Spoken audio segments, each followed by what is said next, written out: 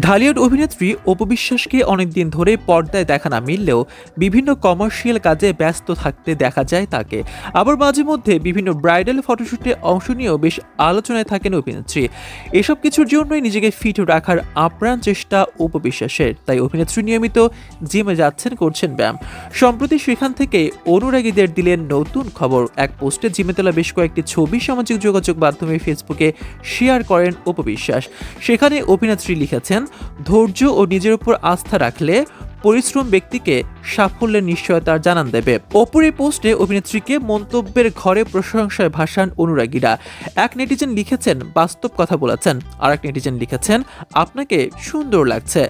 উল্লেখ্য, গত বছর নভেম্বরে অপু বিশ্বাস জানিয়েছিলেন নিজেকে অভিনয়ের জন্য পুরোপুরি ফিট করেই পর্দায় ফিরবেন তিনি। আগামীতে আরও সিনেমা করব, সেটির জন্য নিজেকে পরিবর্তনের চেষ্টা করছি। সেখান থেকে জল্পনা উঠেছে হয়তো নতুন ছবির জন্য জিমে নিজেকে ব্যস্ত রাখছেন অপু বিশ্বাস।